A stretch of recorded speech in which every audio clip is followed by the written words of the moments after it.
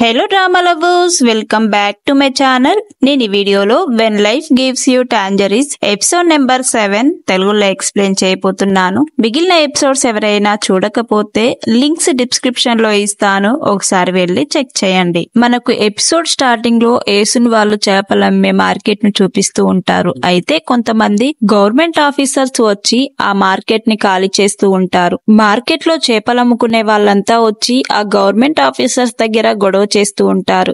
Market లో ఉన్న వాళ్ళని ఎందుకు ఖాళీ చేపిస్తున్నారంటే కొరియాలో ఒలింపిక్స్ జరుగుతుండడం వల్ల అందరూ వచ్చి వీక్షిస్తూ ఉంటారు కదా, ఆ ఏరియాలు మొత్తం క్లీన్ గా కనిపించాలని, క్లీన్ గా లేని ఏరియాలని క్లీన్ చేపించాలని కొంతమంది గవర్నమెంట్ ఆఫీసర్లు వచ్చి తనిఖీలు చేసి శుభ్రంగా లేని ఏరియాలు కొన్ని రోజుల వరకు బంద్ ఉంటాయని ఆ మార్కెట్ వాళ్ళని ఖాళీ చేస్తూ ఉంటారు. ఇక అక్కడున్న వాళ్ళందరూ మీరు ఇలా ఖాళీ చేపిస్తూ ఉంటే మా జీవనాధారం ఏం కావాలి, మేము రోజు పని చేసుకుంటేనే కదా మా పొట్టలు నిండేవి అని అక్కడ ఉన్న గవర్నమెంట్ ఆఫీసర్స్ తోటి ప్రజలు కొట్లాడుతూ ఉంటారు. ఇక అదే టైంలో వాళ్ళు మన దేశంలో జరిగే ఒలింపిక్ క్రీడలు అన్ని దేశాల వారు టీవీల్లో వీక్షిస్తూ ఉంటారు. అమెరికా లాంటి పెద్ద దేశాలు మన ఒలింపిక్స్ ని చూస్తూ ఉంటారు. అలాంటప్పుడు మన దేశం నీటిగా ఉన్నట్టు చూపించకూడదా అని ఆ ఊరు చీప్ అంటూ ఉంటాడు. దాంతో అక్కడున్న ప్రజలు అమెరికా వాళ్లకు నీటిగా కనపడాలని మా పొట్టలు కొడతారా అని గొడవ చేస్తూ ఉంటారు. ఇక ఆ ఊరు చీప్ చేసేదేమీ లేక ఇది గవర్నమెంట్ ఆర్డర్, గవర్నమెంట్ రూల్స్ తెలుసా మీకు, గవర్నమెంట్ కే మీరు ఎదిరిస్తారా అని అంటూ ఉంటారు. దానికి అక్కడున్న ప్రజలు మాకు కూడా ఒక గవర్నమెంట్ అధికారి ఉంది, తనకు రూల్స్ తెలుసు, ఏసున్ ఎక్కడున్నామని పిలుస్తూ ఉంటారు. ఇక అదే టైంలో ఏసున్ వచ్చి ఆ గవర్నమెంట్ ఆఫీసర్ కార్ కి ఎదురుగా పడుకొని మీరు ఈ మార్కెట్ ని ఖాళీ చేపించాలంటే నా మీద నుంచి వెళ్ళండి అని అరుస్తూ ఉంటుంది. ఇక ఆ ఊరు చీపేమో రోడ్ రోలర్ తెప్పించందిరా, మీద నుంచి ఎక్కిద్దాము, 12 తరగతి వరకు చదువుకున్నా ఇక్కడ రౌడీజం చేస్తుంది ఏసున్ అని అంటూ ఉంటాడు. ఇక అక్కడున్న ఆడవాళ్ళంతా ఏమైంది ఈ పుస్తకాల పురుగుకి ఇంత ధైర్యం చేసింది అని అనుకుంటూ ఉంటారు. ఆ గవర్నమెంట్ అధికారులు మార్కెట్ ని ఖాళీ చేపించలేక తిరిగి వెనక్కి వెళ్లిపోతారు. ఇక మరుసటి రోజు ఏసున్ ఆడవాళ్లతో కూర్చొని నత్తలు చేపల్ని క్లీన్ చేస్తూ ఉంటుంది. అదే టైంలో అక్కడున్న ఆడవాళ్లు నిన్న చాలా అదరగొట్టావు, అందరూ నిన్నే నెక్స్ట్ టైం చీప్ చేయాలనుకుంటున్నారని మాట్లాడుతూ ఉంటారు. దానికి ఏసున్ నాకు రాజకీయాల మీద ఇంట్రెస్ట్ లేదు అని అంటూ ఉంటుంది. ఏసున్ మాటలకి అక్కడున్న ఆడవాళ్లు నువ్వు చీప్ అవ్వాలని క్వాన్సిక్ కోరిక, దాన్నేం చేస్తావు అని అంటూ ఉంటారు. అదే టైంలో క్వాన్సిక్ ఆ ఊరు పెద్దల దగ్గరికి వెళ్లి వాళ్ళ కోసం స్నాక్స్ డ్రింక్స్ ఇస్తూ ఉంటారు. ఇది చూసిన వాళ్ళు నువ్వెప్పుడు ఇలా చేయవే, ఎందుకు కొత్తగా ఇవి తీసుకొని వచ్చావని అడుగుతూ ఉంటారు. ఓట్ల కోసం తీసుకొని వచ్చావా అని అడుగుతూ ఉంటారు. క్వాన్సిక్ వాళ్ళతో ఇలా అంటూ ఉంటాడు, మా ఫ్యామిలీలో తనే చాలా చురుకైనది, తను చీప్ అవ్వాలని నాకు కూడా ఆశగా ఉంది అని అంటూ ఉంటాడు. అది విన్న వాళ్ళిద్దరూ క్వాన్సిక్ తో ఇలా అంటూ ఉంటారు, ఇప్పుడు వచ్చే ఎలక్షన్ లో నీ భార్య పోటీ చేస్తుంది, ఒకవేళ ఎలక్షన్ లో గెలిస్తే నీ భార్య ఈ ఊర్లోనే మొదటి మహిళా చీఫ్ గా ఉంటుంది, ఒకవేళ తను చీప్ అయితే నిన్ను లెక్క చేస్తుందా అని అంటూ ఉంటారు. ఆ మాటలకు క్వాన్సిక్ తన చిన్ననాటి జ్ఞాపకం గుర్తుకు తెచ్చుకుంటూ ఉంటారు. దీవిలో ఆడవాళ్ళందరూ ఒక చోట కూర్చొని పెద్దయ్యాక ఏసున్ నువ్వేమవుతావని అడిగితే నేను చీప్ నవుతాను ఈ ఊరికి అని అంటూ ఉంటుంది. ఇక క్వాన్సిక్ ని నువ్వేమవుతావు క్వాన్సిక్ అని అడిగితే నేను చీప్ కి మొగుడినవుతాను అన్న స్వీట్ మెమొరీ గుర్తుకు తెచ్చుకొని నవ్వుతూ ఉంటాడు. క్వాన్సిక్ అక్కడున్న ఆ ఇద్దరి పెద్దలతో ఇలా అంటూ ఉంటాడు, నా వైఫ్ చీప్ అయితే నాకే మంచిది కదా, పైగా మేమిద్దరం బయటికి కాలు కదపనవసరం లేదు, హ్యాపీగా ఇంట్లోనే బ్రతికేయొచ్చని చెప్తూ ఉంటాడు. అదే టైంలో ఆ ఊరి పాత చీపు ఊళ్ళో వాళ్ళందరినీ పిలిచి వాళ్లకు మందు భోజనాలు పెడుతూ ఉంటారు. మీకు నచ్చినంత తాగండి, పోర్కు మీటు పెట్టాను, పంది మాంసం ఇష్టపడని వాళ్ళు ఎవరైనా ఉంటారా మన కొరియాలో, అందరూ కడుపు నిండా తినాలి, ఆ ఏసున్ ఎక్కడి నుంచి వచ్చిందో తెలియదు కానీ నేనే ఈ ఊరికి అసలైన వారసుని, ఇక్కడనే పుట్టాను, ఇక్కడనే పెరిగాను, మీరు నాకే ఓటేయాలని చెప్తూ ఉంటాడు.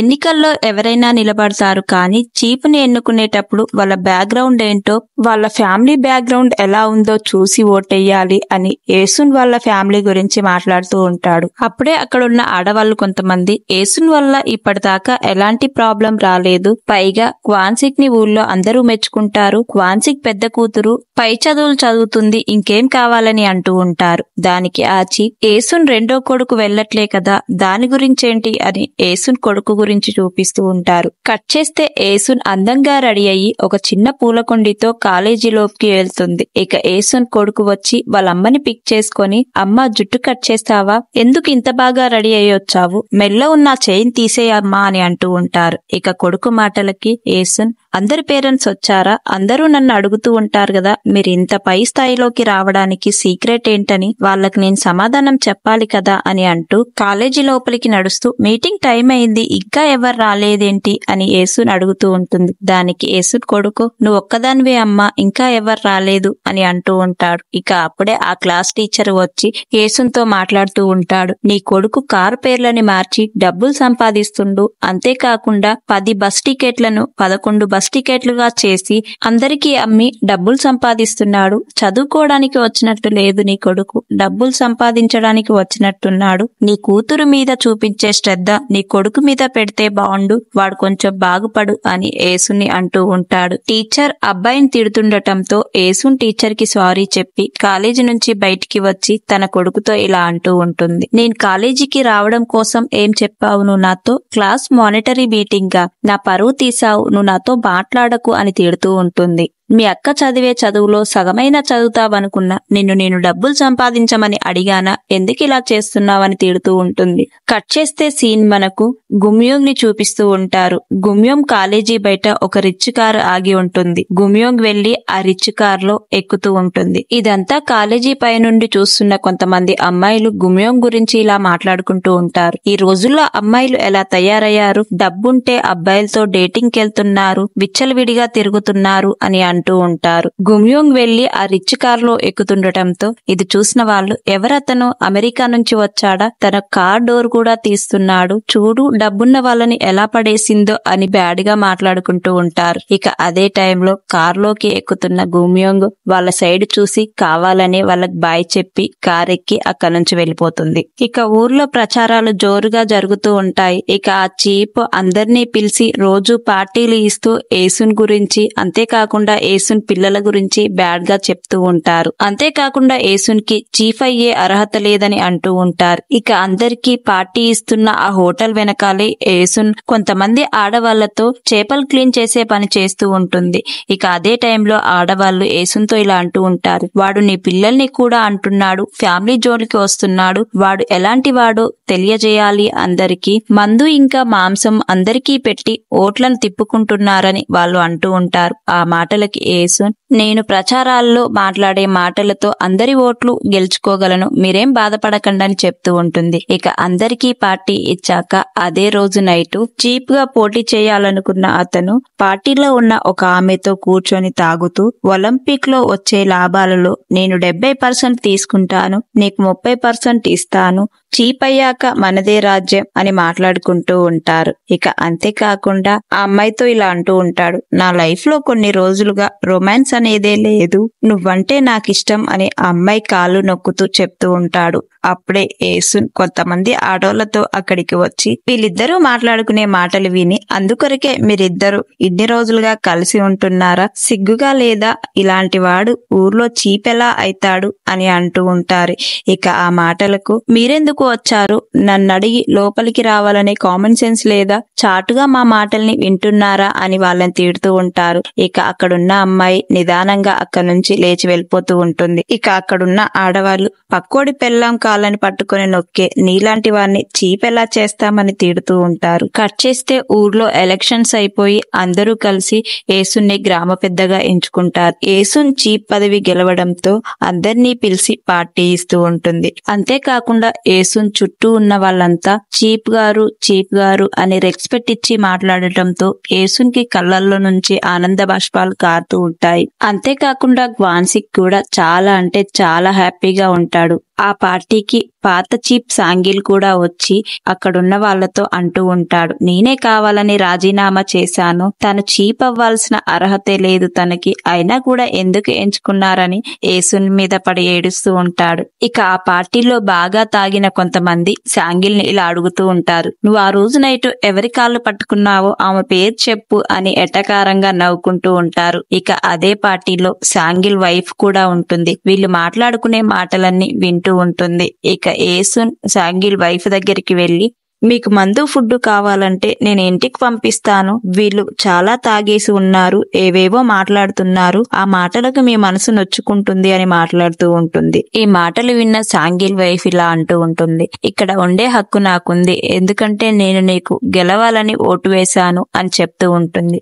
దానికి యేసున్, నాకు ఓటేసా అని మీ ఆయనతో అనకండి అని అంటూ ఉంటుంది. కానీ ఇంటికి వెళ్లే టైంలో వాళ్ళ ఆయన, నువ్వు ఎవరికి ఓటేశావు అని అడిగితే నేను యేసున్కి ఓటేశానని చెప్పేస్తుంది. ఆ మాటలకు వాళ్ళ వైఫ్ ని సాంగిల్ తిడుతూ ఉంటాడు. ఇక పార్టీలో యేసున్ ఫుల్ గా తాగేసి అందరితో డాన్స్ చేస్తూ ఉంటుంది. ఇది చూసిన యేసున్ కొడుకు, అమ్మకు మందు బాగా ఎక్కువయింది, వెళ్లి ఆపండి నానా అని అంటూ ఉంటాడు. దానికి వాన్సిక్, తను చాలా హ్యాపీగా ఉంది, ఈ రోజు తనకు నచ్చింది చేయనియ్యు అని అంటూ ఉంటాడు. ఇక ఇది విన్న క్వాన్సిక్ వాళ్ళ అమ్మ, నీకన్నా కుక్క నయ్యం, కుక్కే నా మాట వింటుంది, అందుకొరకే నేను ఒక కుక్కను పెంచుకుందాను, పదరా మనం వెళ్దామని తను పెంచుకున్న కుక్కని తీసుకొని వెళ్తూ ఉంటుంది. పార్టీ అయిపోయాక బాగా తాగున్న యేసున్ని భుజాల మీద మోసుకు వెళ్తూ, హ్యాపీగా ఉన్నావా అని అడుగుతూ ఉంటాడు. దానికి యేసున్, చాలా హ్యాపీగా ఉన్నా అని అంటూ ఉంటుంది. దానికి క్వాన్సిక్, నువ్వేమి వైస్ ప్రెసిడెంట్ వో డెప్యూటీ చీఫ్ వో కాదు, జస్ట్ మన ఊరికి మాత్రమే చీఫ్ వి అని అంటూ ఉంటాడు. ఆ మాటలకి యేసున్, 30 ఏళ్ల నా కల నెరవేరింది, చాలా హ్యాపీగా ఉన్నా అని అంటూ ఉంటుంది. ఇక తర్వాతి రోజు యేసున్ కి హెల్ప్ చేసిన ఆడవాళ్ళందరినీ పిలిచి రైస్ కేకులు ప్రిపేర్ చేసి వాళ్ళకి తినిపిస్తూ సరదాగా కబుర్లు చెప్పుకుంటూ ఉంటారు. కట్ చేస్తే మనకు సీన్ గుమ్యోంగ్ ని చూపిస్తూ ఉంటారు. గుమ్యోంగ్ కాలేజీ అయిపోయాక ఒక రిచ్ కార్ లో రోజు తను ఎక్కడికో వెళ్తూ ఉంటుంది కదా. ఇక రోజు ఆ స్టూడెంట్స్ చూసి గుమ్యోంగ్ గురించి బ్యాడ్ గా మాట్లాడుకుంటూ ఉంటారు. కావాలనే గుమ్యోంగ్ కాలేజీలో ఉన్న అమ్మాయిలకు బాయ్ చెప్పి కారెక్కి వెళ్ళిపోతుంది కదా. ఆ అమ్మాయిలు గుమ్యోంగ్ ని చూసి కుళ్ళుకుంటూ ఉంటారు. గుమ్యోంగ్ కార్ లో కాస్త ముందుకు వెళ్ళాక ఆ కార్ లో ఒక అమ్మాయి వచ్చి కూర్చుంటుంది. ఆ అమ్మాయి ఎవరా అంటే ఆ కారు ఓనర్స్ కూతురు. ఆ రిచ్ అమ్మాయి చదువులో చాలా వీక్ ఉండడం వల్ల గుమ్యోంగ్ చదువు బాగా చదువుతుండటంతో ఆ అమ్మాయి ఇంటికి రోజు వచ్చి ఆ అమ్మాయిని చదివిపిస్తూ ఉంటుంది. అంతేకాకుండా తను చదివిపించినందుకు డబ్బు కూడా తీసుకుంటుంది. రోజు ఇలానే రిచ్ కార్ లో వెళ్లి ఆ అమ్మాయిని చదివిపిస్తూ ఉంటుంది. అయితే ఒక రోజు ఆ అమ్మాయి గుమ్యోంగ్ తో, మా అమ్మాయి ఈ రోజు నిన్ను కలవాలంట, వెయిట్ చేయమంది అని అంటూ ఉంటుంది. ఇక ఆ మాటలు విన్న ఆ ఇంట్లో పని మనిషి, ఈ ఇంటి ఓనర్ వచ్చేలోపే నువ్వు ఇంట్లో నుంచి వెళ్లిపో అని చెప్తూ ఉంటుంది. పని మనిషి మాటలు విన్న గుమ్యోంగ్ ఏం కాదులే అని లైట్ తీసుకొని ఆ ఓనర్ ని కలవటానికి వెయిట్ చేస్తూ ఉంటుంది. అయితే ఒక పెద్ద జాడి నిండా డబ్బులు వేసి ఉంటాయి. గుమ్యోంగ్ రోజు కొంచెం కొంచెం తీసుకొని వెళ్తూ ఉంటుంది. ఇక అది చూసిన ఆ పని మనిషి, చేతికి కావాల్సినంత డబ్బు తీసుకో, ఇలాంటి చిచ్చర పిడుగుని ఎవరు భరిస్తారు, నువ్వు తప్ప అని చెప్తూ ఉంటుంది. జాడీలోంచి డబ్బు తీసుకొని గుమ్యోంగ్ తన జోబులో పెట్టుకుంటుంది. తర్వాత అమ్మాయి వాళ్ళ అమ్మ వచ్చి గుమ్యోంగ్ ని కలిసి గుమ్యోంగ్ తో ఇలా అంటూ ఉంటుంది, నాకు చదువు అబ్బలేదు, నా కూతురికైనా చదువు అబ్బుతుందేమో అనుకున్నా, కానీ నాలాగే నా కూతురు అయ్యింది, నా జీవితం ఎలాగో అయిపోయింది, కానీ నా కూతురు బాగా చదువుకోవాలి, టైం లేదు ఇప్పుడు, నీతో ఉన్నది ఉన్నట్లుగా చెప్తున్నా, నా కూతురులా ఉన్న నిన్ను కనిపెట్టడానికి నాకు 2.5 సంవత్సరాలు పట్టింది, నువ్వు వెళ్లి నా కూతురుకు బదులుగా ఎంట్రన్స్ ఎగ్జామ్ రాయు, దానికి బదులుగా నీకు 3 బెడ్రూమ్ ఫ్లాట్ కొనిస్తాను, నీకు కావలసినంత డబ్బు ఇస్తానని మాట్లాడుతూ ఉంటుంది. ఇక అదే టైంలో గుమ్యోంగ్ వాళ్ళ కాలేజీకి వెళ్లి నోటీస్ బోర్డు మీదున్న నేమ్స్ ని క్వాన్సిక్ చూస్తూ ఉంటాడు. ఇక పక్కనే ఉన్న అబ్బాయితో, ఈ బోర్డు మీద పేరు లేదంటే హాస్టల్లో ఉండనివ్వరు కదా అని ఆ అబ్బాయిని అడుగుతూ ఉంటాడు. ఆ అబ్బాయి కూడా నోటీస్ బోర్డు మీదున్న నేమ్స్ చెక్ చేస్తూ అవును ఉండనివ్వరు అని అంటూ ఉంటాడు. క్వాన్సిక్ ఇక్కడ రూమ్లు వెతకాలంటే చాలా ఖరీదుగా ఉంటాయి అనుకుంటూ అక్కడ నుంచి సెక్యూరిటీ రూమ్ లోకి వెళ్లి కూర్చుంటాడు. ఇక అబ్బాయి వెళ్లి పక్కనే ఉన్న బెంచీల్లో బొకే పట్టుకొని ఎవరి కోసమో వెయిట్ చేస్తూ ఉంటాడు. క్వాన్సిక్ సెక్యూరిటీ గదిలో నుంచి ఇబ్బాయిని ఎక్కడో చూసినట్టుందే అని గుర్తుకు తెచ్చుకుంటూ ఉంటాడు. ఆ రోజు ఫొటోస్ దించింది ఈ పార్క్ గుమ్యోంగ్ కొడుకే కదా అని సెక్యూరిటీతో, ఇక్కడ అబ్బాయిలు ఉంటారా వెళ్తున్నారా, ఎందుకు వెయిట్ చేస్తున్నారు లేడీస్ హాస్టల్ దగ్గర అని అడుగుతూ ఉంటాడు. దానికి సెక్యూరిటీ అతను పక్కనే బాయ్స్ హాస్టల్ ఉంది, అప్పుడప్పుడు వస్తూ ఉంటారు అనడంతో క్వాన్సిక్ కి చాలా కోపం వస్తూ ఉంటుంది. అప్పుడే ఆ అబ్బాయి గుమ్యోంగ్ వాళ్ళ డాడీ గుర్తుకు రావడంతో నేను ఆ రోజు ఫొటోస్ దించిన అంకుల్ ఇతనే కదా అని వెళ్లి గుమ్యోంగ్ వాళ్ళ డాడీతో మాట్లాడుతూ ఉంటాడు. ఆయ్ అంకుల్, ఆ రోజు మనం అడ్మిషన్ సెరమనీ అప్పుడు కలిసాం కదా, నేను పార్క్ గుమ్యోంగ్ కొడుకుని, నేను మీ అమ్మాయికి చాలా మంచి ఫ్రెండును అంకుల్ అని అంటూ ఉంటాడు. ఇక ఆ మాటలకి క్వాన్సిక్ చాలా కోపం వచ్చి నువ్వు నన్ను అంకుల్ అని ఎందుకు పిలుస్తున్నావు అని అంటూ ఉంటాడు. కట్ చేస్తే సీన్ మనకు గుమ్యోంగ్ ని చూపిస్తూ ఉంటారు. ఆ అమ్మాయి వాళ్ళ అమ్మ గుమ్యోంగ్ తో నీకు నేను మంచి ఆఫర్ ఇచ్చాను, నీకు మీ అమ్మా నాన్నల్ని మంచి అపార్ట్మెంట్ లో ఉంచాలని లేదా అని తను అంటూ ఉంటుంది. ఆ మాటలకు గుమ్యోంగ్ వేరే వాళ్లకు బదులుగా నేనే ఎగ్జామ్ రాస్తున్నానని వాళ్లకు తెలిస్తే నన్ను సస్పెండ్ చేస్తారు, ఏ కాలేజీలో కూడా నాకు అడ్మిషన్ రాదు అని అంటూ ఉంటుంది. దానికి ఆమె దొరికే అవకాశం ఉండొచ్చనే నీకు నేను చాలా మనీని ఆఫర్ చేశానని చెప్తూ ఉంటుంది.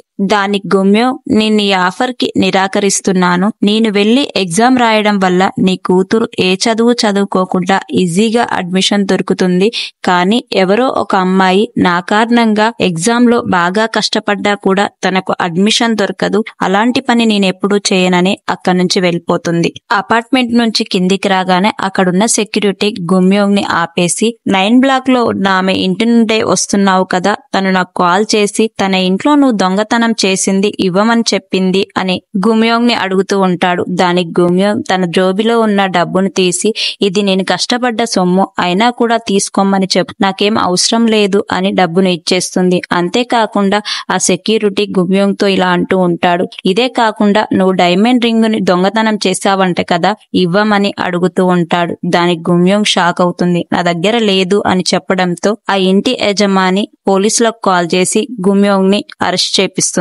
ఈ ఎపిసోడ్ ఇక్కడితో ఎండ్ అయిపోతుంది. తర్వాత ఏం జరిగి ఉంటుందనేది మరొక ఎపిసోడ్ లో తెలుసుకుందాం. వీడియో మీకు నచ్చిందనే అనుకుంటున్నాను. వీడియో నచ్చితే లైక్ చేయండి, షేర్ చేయండి, సబ్స్క్రైబ్ చేయడం మాత్రం మర్చిపోకండి. Thank you for watching.